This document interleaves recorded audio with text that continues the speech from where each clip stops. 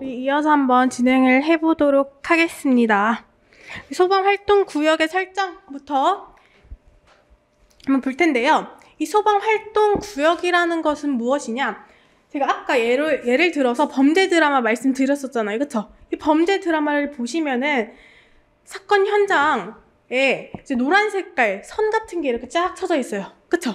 그래서 이곳은 아무나 출입을 할 수 없고 수사 관련되어 있는 사람들만 출입을 할 수 있게끔 폴리스 라인이라는 것을 이렇게 쭉 쳐놓습니다. 그런 게 바로 이 소방 활동에도 존재를 한다. 이렇게 기억을 해주세요. 이 소방 활동 구역은 이제 그렇게 소방 활동이 필요한 그런 구역을 미리 정해놓는 것이다. 따라서 이 구역 설정은 소방대장이 하게 됩니다. 소방대장. 이 소방대장이 뭐였죠? 이 현장에서 지휘를 하는 사람을 소방대장이라고 했었죠. 그래서 화재가 발생을 하게 된 거예요. 화재 현장에 나가겠죠? 그러면은 여기까지가 소방활동구역으로 해야 되겠구나라는 것을 이 소방대장이 설정을 하게 된다라고 봐주시면 되겠습니다. 그렇다면 이 소방활동구역에는 출입 가능한 사람이 있고 출입하지 못하는 사람이 있을 거예요. 외부인 출입할 수 없겠죠? 그렇다면 어떠한 사람들이 출입을 할 수 있냐? 네, 이 출입 가능한 사람들은 대통령령에 의해서 정해진다라는 건데요. 그렇다면 먼저 소방활동구역 안에 있는 소방대상물의 소유자, 관리자, 점유자. 뭐예요? 관계인이라는 거죠? 이 관계인은 출입 가능하다라는 건데요. 네, 관계인은 출입 가능하다. 두 번째로는 전기, 가스, 수도, 통신, 교통의 업무에 종사하는 사람으로서 보시면 전기, 가스, 수도, 통신, 교통 나와 있어요. 기계 있나요? 기계? 기계 없죠. 그래서 요 기계 같은 게 하나 이렇게 또 섞여져서 문제가 출제가 되기도 합니다. 그래서 기계 같은 거는 포함되어 있지 않다라는 거 체크를 해 두시고요. 이 종사하는 사람이라고 나오면 또 틀려요. 왜냐? 이 종사하는 사람으로서 원활한 소방 활동을 위해 필요한 사람들이 출입 가능하다라고 봐주시면 되는 거고요. 세 번째로는 의사나 간호사, 그 밖에 구조, 구급 업무에 종사하는 사람들. 안에 이제 다치거나 이제 생명의 위협을 느끼는 그런 사람들이 많을 거 아니에요. 그쵸? 그래서 그런 사람들을 위해서 의사, 간호사 들어갈 수 있고, 우리 기자들도 들어갈 수 있습니다. 우리 대형 화재 경우에 바로 뉴스 속보해서 기자들이 뭐 지금 속보입니다. 이런 식으로 나오게 되잖아요. 그쵸? 그게 바로 이 취재, 인력 등 보도 업무에 종사하는 사람이 안에 출입할 수 있기 때문에 가능한 거거든요. 그래서 이러한 사람들도 출입 가능하다. 그 다음에 이 화재가 고의로 발생한 화재인 거예요. 고의로 발생한 화재인 경우에는 경찰 들어갈 수 있어야 되겠죠. 그래서 수사 업무에 종사하는 사람, 그 밖에 소방대장이 소방활동을 위해 출입을 허가한 사람, 이러한 사람들 전부 소방활동구역에 출입 가능하다라는 거 하나 기억을 해주시면 되겠습니다. 이 출입 가능한 사람들 역시 시험 문제 자주 나오기 때문에 하나 체크를 해두시면 되겠고요. 네, 다음은 소방활동의 종사명령이라는 겁니다. 종사명령. 이 소방활동의 종사명령은 무엇이냐? 이 종사명령도 시험 문제 자주 출제됩니다. 체크를 해주세요. 네, 종사명령이라는 것은 이제 화재나 재난재해 이러한 위급한 상황에 출동을 했어요. 소방대가 출동을 했는데 우리의 소방력만으로는 조금 딸리는 거예요. 그럴 때 그 옆에 있는 사람들에게 우리 좀 도와줘. 일반 사람들에게 우리 좀 도와주세요 라고 명령을 내리는 것을 종사명령이라고 한다. 이렇게 생각을 해주시면 되겠습니다. 그렇다면 이 종사명령은 누가 내릴 수 있냐? 바로 본서대, 소방본부장, 소방서장, 소방대장이 이 종사명령의 권한을 가지고 있다. 이렇게 봐주시면 되겠고요. 종사명령 의미 한번 보시면 화재, 재난재해, 그 밖에 위급한 상황이 발생한 현장에서 소방활동을 위해 필요한 때에는 그 관할구역에 사는 사람 또는 그 현장에 있는 사람으로 하여금 사람을 구출을 하는 일 또는 불을 끄거나 불이 번지지 아니하도록 하는 일을 지킬 수 있다라는 내용이 되는 거죠. 네, 이때는 이제 보호장구 지급을 해주고 시키게 됩니다. 네, 이렇게 종사 명령을 하게 되면은 이제 비용 지급을 하게 되는데요. 이 비용 지급을 받지 못하는 경우가 있어요. 왜 이래놓고도 비용 지급을 받지 못하냐? 먼저 화재, 재난재해, 그 밖에 위급한 상황이 발생한 경우 그 소방 대상물의 관계인, 이 관계인은 너네가 제대로 관리하지 못했으니까 안 줘 라고 하게 되는 거죠. 두 번째, 고의나 과실로 이 화재 또는 구조 구급 활동이 필요한 상황을 발생시킨 자.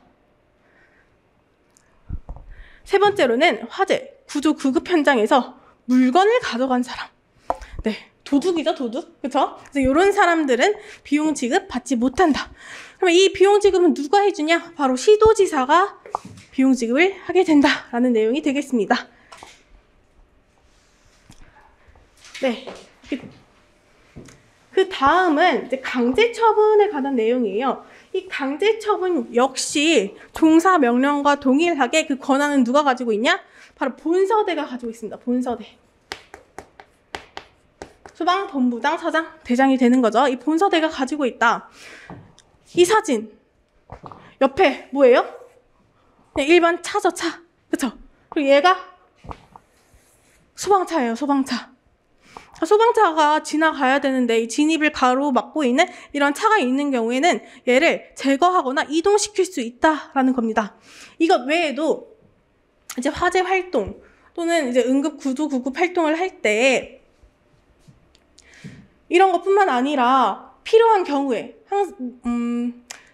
토지나 아니면 소방 대상물들을 사용을 하고 또는 제한을 할 수 있다라는 내용이에요. 그게 바로 이제 강제처분. 소방 활동이 필요한 때 또는 긴급한 때에 이러한 소방 대상물을 사용하거나 제한하거나 옮기거나 이런 행동들을 할 수 있다. 네, 그래서 강제처분의 권한 역시 본서대가 가지고 있다. 본서대가 가지고 있다라는 거 기억을 해주시면 되는 거고요. 이 강제처분의 종류로는 필요한 때 사람을 구출하거나 불이 번지는 것을 막기 위해 필요한 때는 그 우려가 있는 소방 대상물 및 토지를 일시적으로 사용을 하거나 그 사용을 제한하거나 처분을 할 수가 있대요. 그리고 그 다음으로는 굉장히 비슷합니다. 헷갈리시면 안 돼요. 사람을 구출하거나 불이 번지는 것을 막기 위하여 이번에는 긴급하다고 인정할 때죠. 긴급하다고 인정할 때. 위에는 필요할 때였어요. 지금은 긴급하다고 인정될 때, 이때에는 제1항에 따른 소방 대상물 또는 토지 외에 소방 대상물과 토지에 대하여 사용하거나 제한하거나 처분할 수 있는 그러한 처분을 할 수 있다라는 내용이 되겠습니다.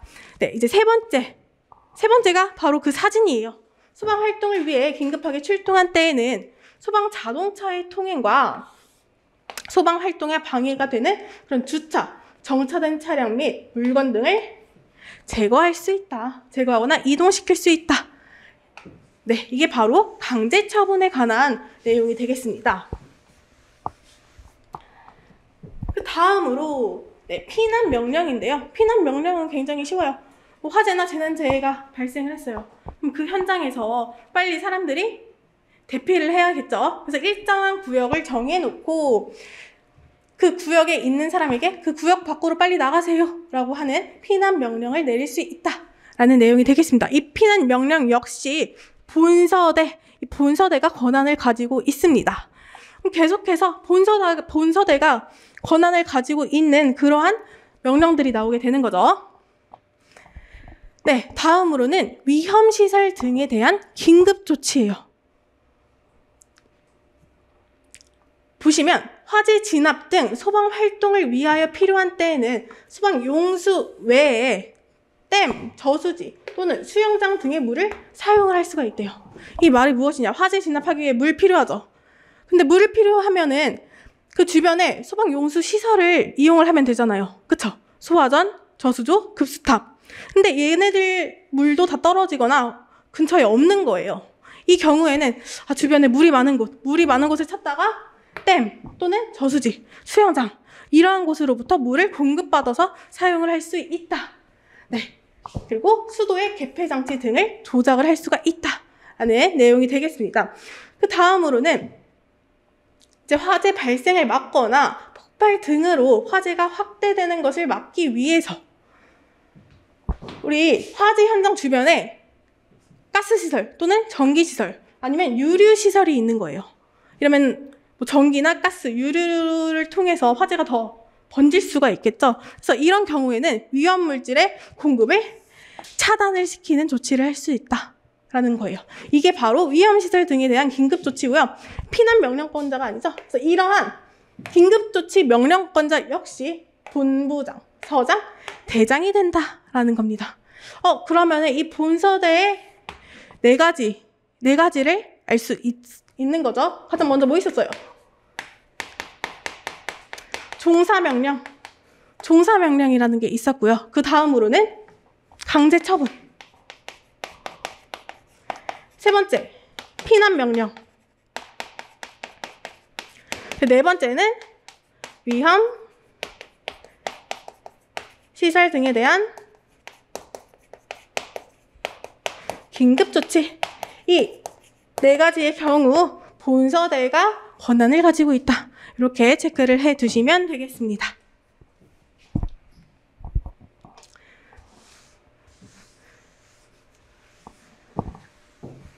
네, 다음 27조에 이 보시면 방해행위 제지 등이라고 나와 있죠. 그래서 이렇게 소방 활동을 하는 경우에 이제 못하게끔 방해행위를 하게 된다면 제지를 하거나 이제 경고를 시킬 수 있다라는 내용이 되는 거고요. 28조 소방용수시설 또는 비상소화장치의 사용 금지 등이라고 나왔습니다. 우리 소방용수시설 뭐 있었어요? 소급저, 그쵸? 소화전, 급수탑, 저수조가 있었고요. 우리 누구든 사용할 수 있는 비상소화장치라는 게 있었습니다. 근데 이런 것들을 사용 금지래요. 왜냐? 우리 위급할 때만, 화재가 일어났을 때만 사용을 해야 하기 때문에 따라서 정당한 사유 없이 이러한 장치들을 사용을 하는 행위는 하면 안 된다라는 거죠. 마찬가지로 정당한 사유 없이 이러한 시설들을 손상, 파괴, 철거하면 안 된다라는 겁니다. 세 번째, 소방용수시설 또는 비상소화장치의 정당한 사용을 방해하는 행위도 해서는 안 된다. 네, 요 내용은 당연한 내용이에요. 그렇죠? 당연한 내용이다. 네, 이제 다음은 화재의 조사라는 내용인데요. 네, 이 화재의 조사 역시 제가 따로 빠져나왔다라고 말씀드렸죠. 새로운 법률로 따로 빠져나왔습니다. 그래서 그 화재 조사법에서 다시 한번 다뤄보게 될 거고요. 그 다음으로 6장, 7장 해서 구조 및 구급, 의용소방대라는 부분이 나오게 되는데 이 내용은 무엇이냐? 그냥 구조대 및 구급대의 편성과 운영, 그리고 의용소방대의 설치 및 운영은 별도의 법률에 따른다라는 내용입니다. 그래서 가볍게 넘어가 주시면 되는 거고요. 네, 제7장의 2라고 해서 또 소방산업의 육성, 진흥 및 지원. 먼저 국가의 책무입니다. 소방산업이 뭘까요? 소방산업. 뭐 소방 기계나 뭐 설비들 그런 것들을 제조하거나 뭐 연구를 하거나 판매를 하는 그런 일련의 산업을 소방산업이라고 하게 되는데요. 이러한 소방산업이 더 발전할 수 있게끔 육성, 진흥을 위해 필요한 계획을 수립을 하고 시행을 해줘야 한다라는 내용이 되겠습니다. 다음으로 39조의 4. 이것도 이제 삭제가 되었고요. 5, 6, 7 다 비슷한 내용입니다. 뭐 소방산업 전시회를 개최하거나 뭐 국제학술회의 같은 것을 개최를 해서 더 부응할 수 있게끔 해줘야 한다. 이러한 내용. 네, 이제 다음은 8장 한국소방안전원에 대한 내용이에요. 줄여서 안전원이라고 하겠습니다. 이 안전원은 설립을 하기 위해서는 인가라는 것을 받아야 된대요. 이 인가가 뭘까요? 인가. 허락을 받아야 된다. 허가를 받아야 한다라는 거죠. 그래서 이 인가 및 설립자는 누구냐? 바로 소방청장이라는 거예요. 소방청장이 인가를 하고 설립을 하게 된다. 이 안전원이라는 단체는 무엇이냐? 네, 법인으로 해줘야 한다라는 거죠. 법인 사업자, 뭐 개인 사업자 이런 거 있잖아요, 그렇죠? 그 중에서도 법인으로 해주어야 한다라는 거고요. 이 안전원은 왜 설립을 하냐? 왜? 안전관리 기술의 소방기술과 안전관리 기술의 향상, 홍보, 그 밖에 교육, 훈련 등 행정기관이 위탁하는 업무의 수행을 위해서 설립이 된다라는 거예요. 네, 그리고 그 다음으로 제40조의 2 교육계획의 수립 및 평가. 우리 안전원에서는 교육과 훈련도 해주어야 한다라고 나와 있죠. 그래서 그것에 대한 계획을 수립하고 시행을 하고 평가를 해줘야 한다. 그냥 이런 내용들이고요. 다음 안전원의 업무에 대해서 한번 보도록 하겠습니다. 안전원은 그런 곳인 건 알겠어요. 어떤 일을 하는 곳인지는 알겠는데 구체적으로는 어떤 업무를 하게 되어 있냐라는 거예요. 구체적으로는 어떤 업무를 하게 되냐. 먼저 교육, 그리고 조사, 연구를 하고 이 소방기술과 안전관리에 관한 각종 간행물도 발간을 하게 된대요. 각종 간행물. 뭐 소방신문 이런 게 되는 거죠. 소방신문 같은 거. 그 다음에 화재 예방과 안전관리 의식 고취를 위한 대국민 홍보도 하게 돼요. 홍보의 대표적인 예로는 뭐 불조심 포스터 이런 것들도 있죠. 우리 어렸을 때 한 번쯤 이제 불조심 그려봤잖아요. 그쵸? 네 번째, 소방 업무에 관하여 행정기관이 위탁하는 업무도 하게 된다라는 거예요. 행정기관이 위탁하는 업무. 그리고 국제협력, 그 밖에 회원에 대한 기술 지원 등 정관으로 정하는 사항, 이런 것들이 안전원의 업무에 해당이 된다라고 보시면 되겠습니다. 그러면 여기서 이 정관은 뭘까요? 정관. 기본 규칙을 의미를 하는 거죠. 기본 규칙. 네, 그 다음으로 제42조 회원의 관리. 이 안전원의 회원이 되려면 어떻게 해야 되냐라는 거죠. 뭐 소방시설업 또는 공사업, 위험물법 관련되어 있는 종사자들이 이제 회원이 될 수가 있고요. 그 다음에는 소방에 전문적인 지식이 있는 사람들, 이러한 사람들이 회원이 될 수 있다. 다음으로는 안전원의 정관입니다. 안전원의 정관에는 어떠한 사항들이 기재가 되어 있어야 하냐. 먼저 목적 들어가고요. 명칭, 소재지, 사업에 관한 사항, 이사회에 관한 사항, 회원과 임원 및 직원에 관한 사항, 재정 및 회계에 관한 사항, 그리고 정관의 변경에 관한 사항, 이러한 사항들이 포함되어 있다. 뭐 대표자 성명 이런 거는 들어가 있지 않습니다. 그렇죠? 그래서 이런 것들이 있다. 하나 봐두시면 되겠고요. 그 다음으로 안전원이라는 곳이 이제 계속해서 운영이 되어야 할 텐데 그때는 당연히 비용이 들잖아요. 그렇죠? 그러면 그 운영 경비는 어떻게 축적을 하게 되냐라는 거예요. 어떻게 사용을 하게 되냐. 네. 이 안전원에 들어가기 위해서는요. 일단 회비라는 것을 내야 해요. 이 회원들은 회비를 내게 됩니다. 그리고 업무 수행을 하게 되죠. 업무 수행. 뭐 교육을 시키거나 교육을 받으려고 이제 사람들이 올 거 아니에요. 그렇죠? 그 사람들을 통해서 수수료를 받아서 이제 수입을 낸다. 그런 수익금들, 자산 운영, 수익금, 그 밖에 부대 수입을 통해서 안전원이 운영이 되고 있다. 이렇게 보시면 되겠습니다. 네, 그 다음으로 안전원의 임원에서 원장 1명을 포함한 9명 이내의 이사와 그리고 1명의 감사가 필요하다라고 나와 있는데요. 이 원장과 감사는 누가 임명을 하냐? 바로 소방청장이 임명을 하게 된다는 거예요. 소방청장이 이 원장과 감사를 임명을 하게 된다라는 겁니다. 네, 이제 제44조의 3 보시면 유사 명칭 사용 금지라고 나와 있죠. 이 유사 명칭, 한국소방안전원이라는 이 명칭과 유사한 명칭은 사용을 할 수 없다라는 거예요. 이 한국소방안전원 말고도 우리 소방 119 청소년 단체 있었죠? 그쵸? 우리 앞에서 나왔던 걔네들 역시 유사 명칭이 사용 금지가 되어 있습니다. 유사 명칭 사용 금지하면은 이제 벌금 물겠죠? 다음, 보칙. 보칙에 대한 내용이 되겠습니다. 이 보칙은 제48조 감독. 소방청장은 안전원의 업무를 감독을 해야 한다라고 나와 있습니다. 근데 소방청장은 안전원을 인가 및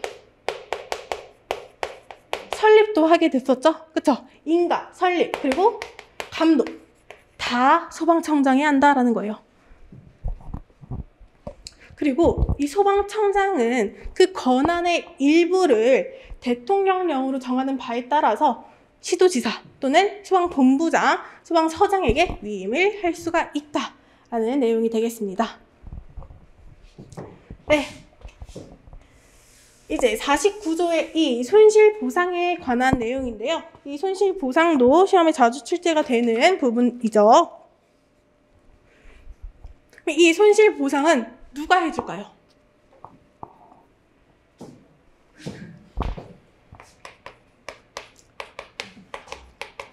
소방청장, 그리고 시도지사. 시도지사가 손실보상이라는 걸 하게 된대요. 우리 소방 활동을 하게 되면은 뭐 사람을 다치게 할 수도 있고 또는 소방 대상물이나 이런 물건들, 이런 것들을 손실시킬 수가 있잖아요. 그쵸? 이러면 그에 따른 보상을 해줘야 한다라는 거예요. 보상을 해줘야 한다. 먼저 어떤 사람들에게 보상을 해줘야 하냐? 생활 안전활동 조치로 인한 손실을 입은 자. 생활 안전 조치에는 뭐가 있었죠? 고드름, 그리고 벌, 뭐 멧돼지 이런 거 제가 예를 들어서 설명을 해드렸었죠. 두 번째, 소방 활동 종사로 인해 사망하거나 부상 입은 자. 소방 활동 종사 명령을 통해서 이제 사망하거나 부상 입은 자. 세 번째, 강제 처분 2항. 2항은 긴급한 경우였어요. 그쵸? 긴급한 경우에 소방 대상물과 토지를 일시적으로 사용하거나 뭐 제한할 수 있다라는 내용이 됐었고요. 3항의 경우는 우리 소방자동차 출동할 때 정차된 차량을 제거하거나 이동시킬 수 있다라는 내용이 됐었습니다. 그래서 이러한 상황에 의해 손실을 입은 자는 손실보상 받을 수 있다. 4번, 위험시설 등에 대한 긴급조치로 인해, 우리 위험시설 등에 대한 긴급조치는 뭐가 있었죠? 댐, 저수지, 수영장 물 사용을 하거나 가스, 전기, 유류시설 위험물질 차단을 시킬 수 있다라는 내용이 있었습니다. 그러한 조치로 인해 손실을 입은 자. 그 밖에 소방 업무 또는 소방 활동으로 인하여 손실을 입은 자. 이런 사람들 모두 손실보상 받을 수 있다. 근데 만약에 나는 손실을 입었는데 이 과정에서 뭐 방해를 하거나 뭐 벌을 위법을 하게 된 거예요. 이런 경우는 손실보상을 받을 수 없다라는 거 기억을 해주시고요. 이 손실보상 청구 권리, 손실보상을 청구할 수 있는 권리는 손실이 있음을 안날로부터 3년, 그리고 그 손실이 발생한 날로부터는 5년간 그 시효가 정해져 있다라고 봐주시면 되겠습니다. 우리 이제 범죄를 일으킬 때도 공소시효라는 게 있죠. 그쵸? 마찬가지로 시효가 정해져 있다.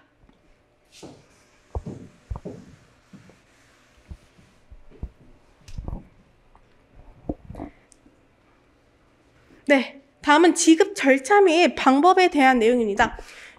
이 사항은 대통령령에 따른다라고 나와 있고요. 보상을 받으려는 자는 서류를 첨부를 해서 누구에게? 소방청장 그리고 시도지사에게 제출을 해줘야 한다.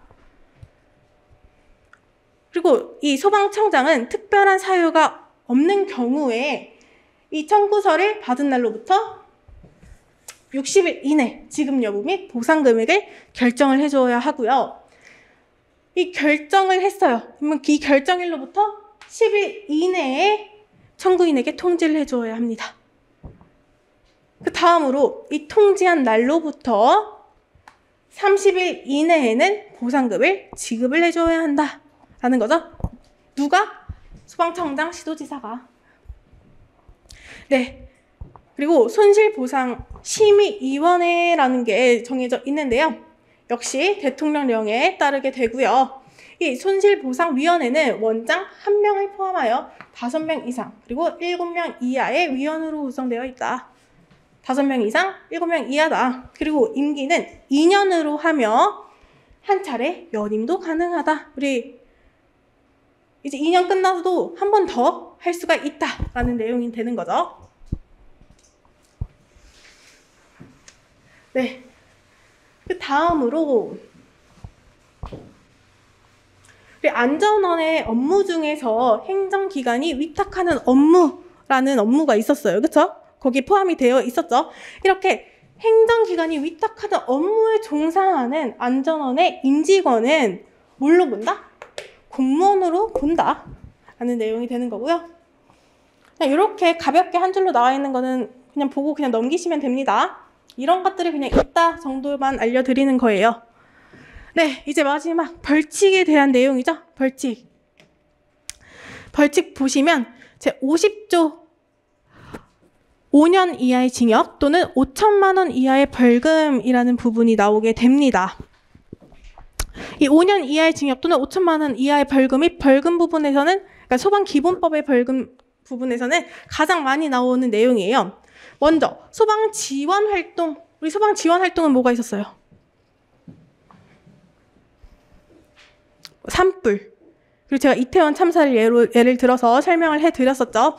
그런 활동을 위반하여 다음 항목 어느 하나에 해당하는 행위를 한 사람이다 라고 나와 있습니다. 먼저 위력을 사용을 하여. 여기서 위력은 또 뭐죠? 그냥 강제적인 힘이죠. 강제적인 큰 힘. 이 위력을 사용하여 출동한 소방대의 화재 진압 그리고 인명 구조 또는 구급 활동을 방해하는 행위. 이 화재 진압, 인명 구조 구급 활동 무슨 활동이죠? 소방 활동이죠. 그렇죠? 이 소방 활동을 방해하는 행위를 한 사람. 두 번째, 소방대가 화재 진압, 인명 구조 또는 구급 활동을 위하여 현장에 출동하거나 현장에 출입하는 것을 또 방해를 한대요. 이것 역시 소방 활동을 방해하는 행위에 해당이 되는 거죠. 세 번째, 출동한 소방대원에게 폭행 또는 협박을 행사하여 화재 진압, 인명 구조 또는 구급 활동을 방해하는 행위. 이제 계속해서 어떤 행위를 통해서 소방 활동을 방해하는 행위를 하는 경우 5년 이하의 징역, 5천만 원 이하의 벌금에 처한다라는 내용이 되는 거죠. 4번, 출동한 소방대에 소방 장비를 파손하거나 그 효용을 해하여 화재 진압, 인명 구조, 구급 활동을 방해하는 행위. 계속해서 소방 활동을 방해하는 행위를 하는 사람들이 나오고 있다.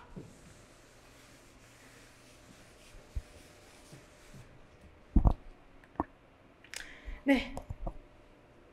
2번, 소방 자동차의 우선 통행. 우리 소방 자동차가 지나가게 되면은 우선 통행하게끔 비켜주거나 양보를 해줘야 한다라는 그러한 내용들이 있었는데요. 이러한 우선 통행을 위반하여 소방 자동차의 출동을 방해한 사람. 소방 활동 종사 명령에 따른 사람을 구출하는 일 또는 불을 끄거나 불이 번지지 않도록 하는 일을 방해한 사람. 그러니까 종사 명령을 했는데 너 좀 도와줘 라고 명령을 내렸는데 이거를 거부한 사람이라고 볼 수 있는 거죠. 네 번째, 정당한 사유 없이 소방 용수시설 그리고 비상소화 장치를 사용하거나 그 효용을 해치거나 그 정당한 사용을 방해를 한 사람. 소방용수시설, 비상소화 장치는 정당한 사유 없이는 사용 금지다 라고 말씀을 드렸었죠. 그래서 그러한 행위를 하는 사람은 전부 다 5년 이하의 징역, 5천만 원 이하의 벌금에 처한다 라는 내용이 되겠습니다. 그래서 5년 이하의 징역, 5천만 원 이하의 벌금에 처하는 경우는 다 체크를 해서 기억을 해두세요. 예전에는 진짜 많이 나왔는데 요즘에는 조금 덜 나오게 되는 것 같아요. 그래도 이제 시험 문제는 언제 어디서 나올지 모르니까. 네, 다음 51조 벌칙. 이 51조 벌칙은 3년 이하의 징역 또는 3천만 원 이하의 벌금에 관한 사항들이 나와 있고요. 52조 벌칙에는 300만 원 이하의 벌금에 관한 내용들이 들어가 있습니다. 네, 이 부분들은 기본 이론 시간에 이제 좀 더 자세하게 알아볼 거고요. 그냥 이런 게 있다 정도만 체크를 하고 넘어가 주시면 돼요. 다음 54조 벌칙 100만 원 이하의 벌금이 나오게 되는 거죠. 5천만 원 이후로 그 다음으로 많이 나오는 부분인데요. 100만 원 이하 벌금은 언제냐? 바로 정당한 사유 없이 소방대의 생활 안전 활동을 방해한 자. 우리 생활 안전 활동 이제 다들 알고 계시죠? 소방 지원 활동이랑 소방 활동 이렇게 3개 세트로 기억을 해두셔라 라고 말씀드렸습니다. 관계인의 소방 활동을 위반하여 정당한 사유 없이 소방대가 현장에 도착할 때까지 사람을 구출하는 조치 또는 불을 끄거나 불이 번지지 아니하도록 하는 조치를 하지 않은 사람, 관계인도 소방 활동을 해야 한다라고 말씀을 드렸었어요. 근데 이 관계인이 소방 활동을 하지 않은 경우다, 이렇게 보시면 되는 거고요. 세 번째로는 피난 명령을 위반하는 사람. 네 번째, 정당한 사유 없이 물의 사용이나 수도의 개폐 장치의 사용 또는 조작을 하지 못하게 하거나 방해한 자. 5번, 가스, 전기 또는 유류 시설에 대하여 위험물질의 공급을 차단하는 등 필요한 조치를 정당한 사유 없이 방해한 자. 여기 보시면은 그러면 얘네들은 위험물질에 대한 긴급 조치에 해당하는 부분들이죠. 그렇죠? 그러니까 그 내용들을 어기게 되면, 방해하게 되면은 100만 원 이하의 벌금에 처한다. 이렇게 봐주시면 되겠습니다. 네. 다음 제54조의 2 형법상 감경 규정에 관한 특례에 대한 내용인데요. 근데 소방기본법에 웬 형법이냐라고 하실 수 있는데, 이 형법의 제10조의 1항, 2항을 가서 보시면은 어떠한 내용이 들어가 있냐면, 약물이나 음주 상태로 심신이 미약한 자는 그 범죄에 대해서 이제 좀 면제를 시켜주거나 감경을 시켜줄 수 있다라는 그러한 내용이 있어요. 그러한 조항이 있습니다. 하지만 이러한 형법에도 불구하고 생활 지원 활동을 방해하는 자의 경우에는 아무리 심신미약 상태여도 면제 안 해준다라는 내용이에요. 감경 안 해준다. 그래서 감경 규정에 관한 특례다. 이렇게 봐주시면 되는 거고요. 제55조 양벌 규정이죠. 이 양벌 규정은 무엇이냐? 어떠한 사람이 잘못을 했어요. 그래서 벌금을 내야 돼요. 이 경우에 이 사람이 속한 법인이나 개인 회사 같은 게 존재를 할 거란 말이에요. 그렇죠? 소속되어 있는 곳이 존재를 할 거란 말이에요. 그래서 이 사람이 벌을 받게 될 때 이 사람이 속한 법인 또는 개인 역시 벌금을 물게 된다라는 거예요. 벌금을 물게 된다. 왜 벌금을 물게 되냐? 너네가 얘를 제대로 관리 감독하지 못했어 라고 해서 양쪽에 이제 벌을 내린다 라고 해서 양벌 규정이다. 이렇게 봐주시면 되는 거고요. 네. 그리고 이제 과태료 파트죠. 과태료. 앞에서도 계속해서 돈에 관한 내용이 나왔어요. 그렇죠? 벌금. 그럼 이 벌금과 과태료의 차이는 무엇일까요?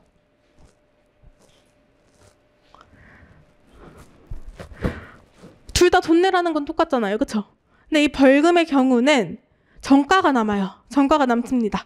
하지만 과태료는 정가가 남지 않아요. 조금 더 가벼운 벌이다. 이렇게 생각을 해주시면 되겠습니다. 먼저 1번, 500만 원 이하의 과태료를 내게 되는 경우 화재 등의 통지를 위반하여 화재 또는 구급이 필요한 상황을 거짓으로 알린 사람. 이게 뭐예요? 즉, 장난 전화를 한 사람도 해당이 되겠죠? 그쵸? 거짓으로 알린 사람이래요. 그쵸? 장난 전화를 한 사람. 원래 이 장난 전화를 한 사람들의 과태료는 사실 500만 원 이하에 해당이 되지 않았었어요. 100만 원인가 200만 원인가에 해당이 됐었는데 하도 장난 전화를 많이 하니까 이제 강화를 시킨 거죠. 그래서 500만 원 이하의 과태료에 처하게 된다라고 봐주시면 되는 거고요. 두 번째, 정당한 사유 없이 화재, 재난, 재해, 그 밖에 위급한 상황을 소방본부, 소방서 또는 관계 행정기관에 알리지 아니한 관계인. 그러니까 화재나 재난, 재해 상황이 발생을 했는데도 알리지 않은 관계인의 경우도 500만 원 이하의 과태료에 처하게 된다라는 내용이 되겠습니다. 그 다음 200만 원 이하의 과태료 보시면 한국 119 청소년단 그리고 또 한국 소방안전원 이와 유사한 명칭을 사용을 하게 되면은 200만 원 이하의 과태료에 처하게 된다라는 내용이죠. 그래서 한국 119 청소년단, 한국 소방안전원 이 두 가지는 유사한 명칭 사용하면 안 된다라는 거고요. 소방 자동차는 사이렌을 사용을 해서 출동을 하게 되는 경우라고 해서 몇 가지가 나와 있었습니다. 근데 이렇게 출동을 할 때 이 출동에 지장을 주게 되면은 200만 원 이하 과태료에 처하게 된다. 세 번째, 소방활동구역을 출입한 사람. 소방활동구역은 아무나 출입할 수 없다라고 말씀드렸었습니다. 그쵸? 따라서 이제 허가된 사람 이외에 허가되지 않은 사람이 출입을 하게 되는 경우는 200만 원 이하의 과태료에 처하게 된다. 이렇게 봐주시면 되겠고요. 그 다음으로는 100만 원 이하의 과태료입니다. 100만 원 이하의 과태료.